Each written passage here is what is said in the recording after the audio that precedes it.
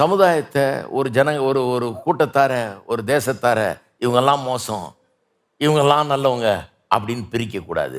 Line அப்படி போடக்கூடாது. இந்த ஜாதி ஆளுங்கள்லாம் நல்ல ஆளுங்க, இந்த ஜாதி ஆளுலாம் கெட்ட ஆளுங்க, இந்த மொழி பேசுகிறவங்களாம் நல்லவங்க, இந்த மொழி பேசுகிறவங்களாம் கெட்டவங்க, இதை சேர்ந்தவங்கெல்லாம் நல்லவங்க, அவங்கெல்லாம் கெட்டவங்க, அப்படி லைனை போட்டு பிரிக்கக்கூடாது சமுதாயத்தைன்றார். லைனை எங்கே போடணுன்றாரு? அவருடைய கோட் ரொம்ப ஃபேமஸ் ஆச்சு. அவர் என்ன சொல்கிறாரு?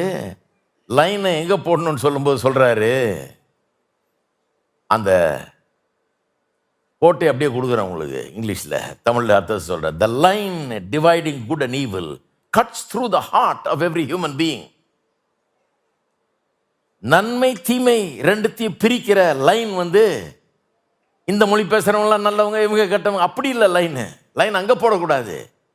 ஜனங்களை அப்படி பிரிக்கக்கூடாது. எங்கே போடணும் லைனை? இருதயத்துக்கு நடுவிலே அந்த லைன் போடப்பட வேண்டும். மனுஷனுடைய இருதயம் நல்லதாகவும் இருக்குது, கெட்டதாகவும் இருக்குது. பாவம் வந்த பிறகு மனுஷனுடைய இருதயம் தேவனுடைய சாயலில் அவன் உண்டாக்கப்பட்டதுனால அதில் சில நல்ல காரியங்கள்லாம் இருக்குது. ஆனால் இப்போ பாவம் நுழைஞ்சிட்டதுனால ஒரு கெட்ட பகுதியும் அதில் இருக்குது.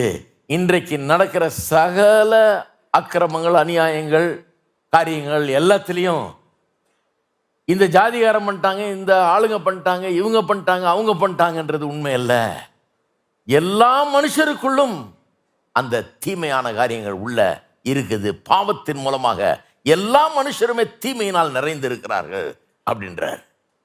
பயங்கரமான ஸ்டேட்மெண்ட்.